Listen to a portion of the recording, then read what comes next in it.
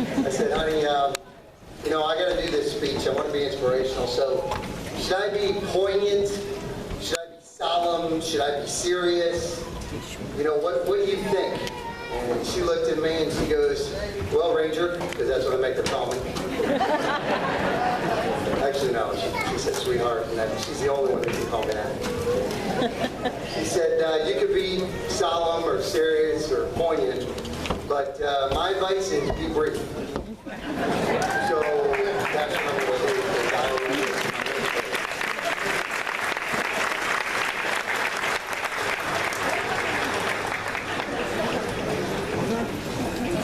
So I'm going to tell you three words of advice. I'm going to say one thing up front.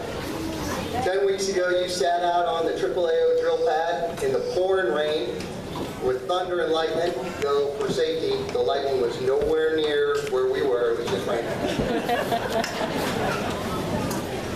And I told you that though you had been thanked many times since you've been here, and you've been here like a total of 4 days, I told you that I wasn't going to thank you for anything, because you hadn't done anything yet. So far, all you've done is taken an oath. You've made a promise, but you hadn't followed through on that promise. And that in the Army, we're about deeds, not words. And if you made it, then I would thank you. Well, I'm a man of my word. So thank you. Thank you for making the first adult decision of your life to be to serve our nation while at war in the United States.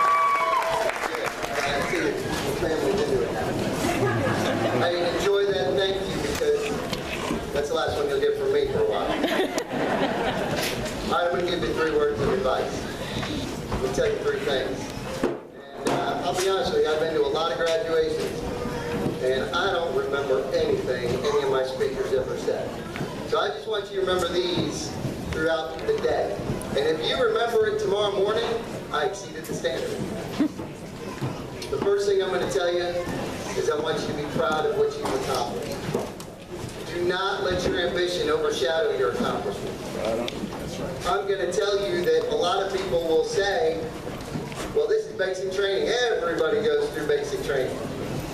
Well, I'm going to tell you that you're part of an elite group already. Of the 15% of the population that's even qualified to raise their hand and join the United States Army, only 1% raises their hand to take that oath and says, here I am, send me. Well, this class, of that 1% that came here, 20% of those are done. They're not with you. 20% didn't make it. You are part of an elite group, and you should be very, very proud of it.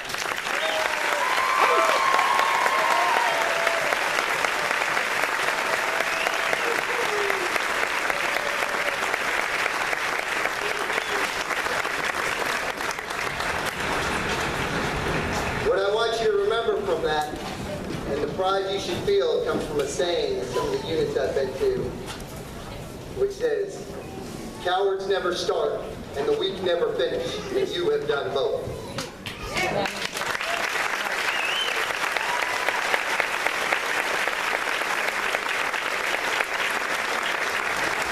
The second piece of advice I'm going to give you is going to sound contradictory to the first one, but I'm going to tell you to be humble. Humility is important. One, you're not done. You've started this lifelong journey of being a warrior.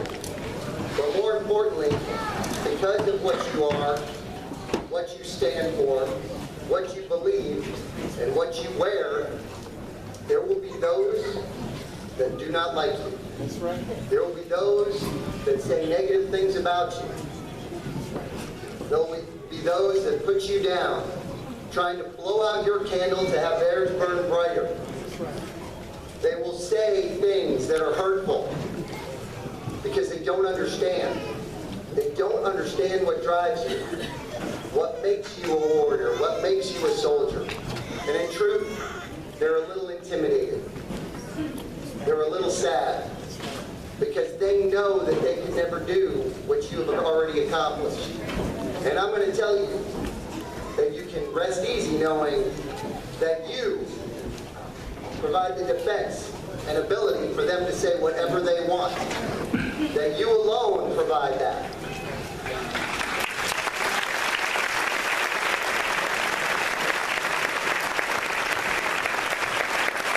And at the end of the day, you can sit there, nod, smile, you can try to educate, you can try to explain, but in the end, you may just have to walk away kindly and quietly and with great humility and know that lions do not concern themselves with the opinions of lambs.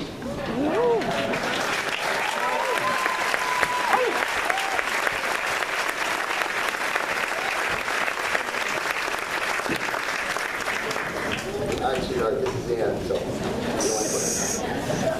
she came, she's playing hooky today. I can tell you that because I don't think anybody here knows where she works. The last piece of advice I'm going to tell you is do not become complacent. You are not done. I have told you over and over again, being a soldier is an ongoing process. It will last now until you leave our service. Every day I learn something new from my NCOs, from my peers, from my superiors, and even from each BCT class, I learned something new. It's easy to become complacent when you've accomplished something. And the more you accomplish, the easier it is. Hey, I'm gonna do one less mile. I'm gonna do one less set on the bench. I'm tired, I'm gonna hit the snooze button. You're tempted every single day. But I'm gonna tell you that our Army and our nation cannot afford for you to be complacent.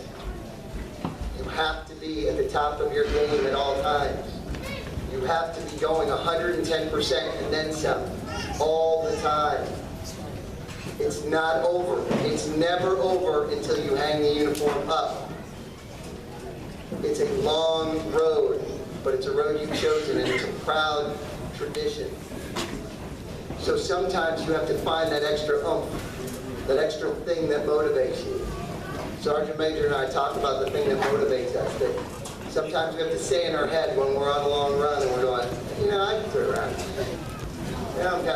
I'm older. My knees got hurt. I'd like to really get breakfast. But when we read something, we say it in our heads, and I actually keep it on my phone. So I'm going to read it to you.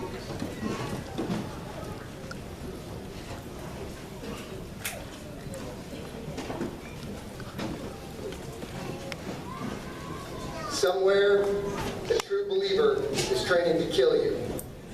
He is training with minimum food and water in austere conditions, day and night. The only thing clean on him is his weapon.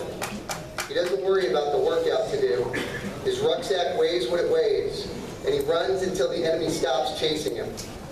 The true believer doesn't care how hard it is. He knows that he either wins or he dies. He doesn't go home at 1700. He is home. He only knows the cause. You must beat that enemy. You must prepare for that enemy. You must always be better than he is. I told you a long time ago, the goal is not to die for your country. It's to make him die for his cause. I have no doubt that you will serve honorably and proudly as warriors. Good luck. Godspeed. AAAO, strike strong. Victory starts here.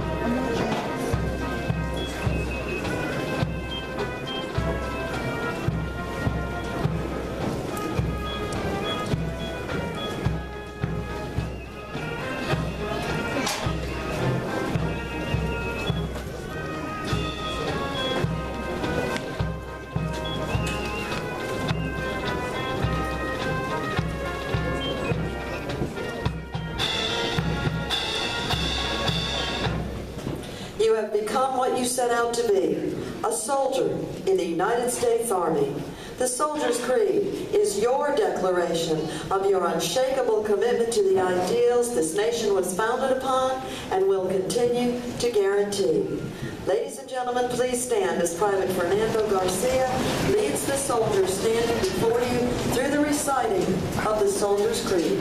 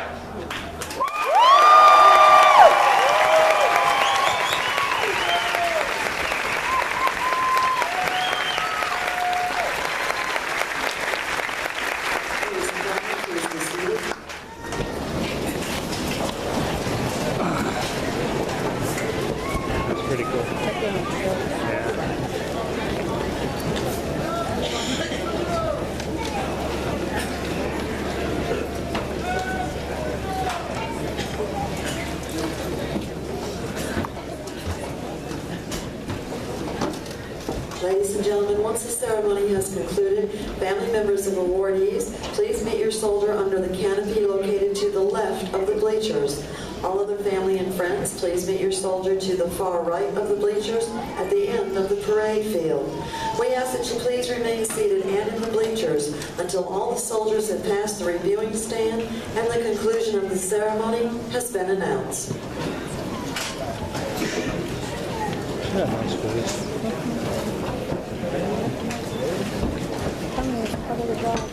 Snap.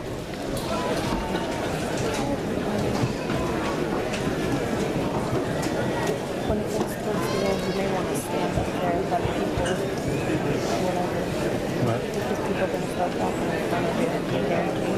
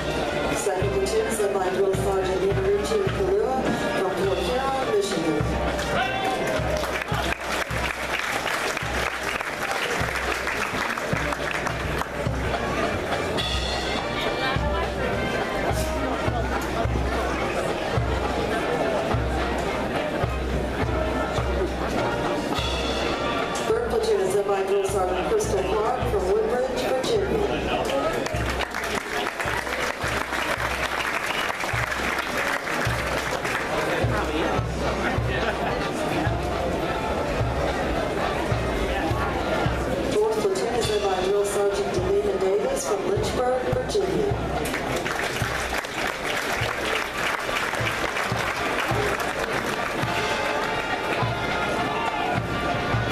In the rear of the formation is the First Sergeant Roderick Ford from Brooklyn, New York.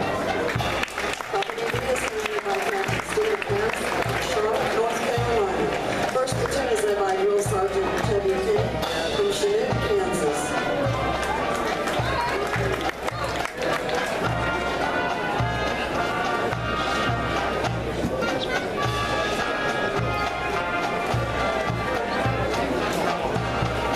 Second platoon is led by Drill Sergeant Michael Lakeman from Pittsburgh, Pennsylvania.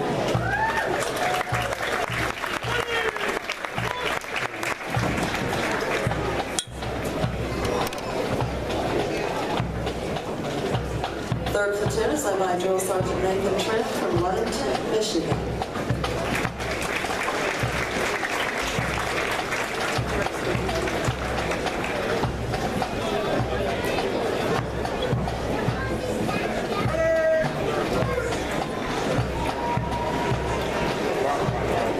Fourth platoon is led by Drill Sergeant Joshua William from Cincinnati, Ohio.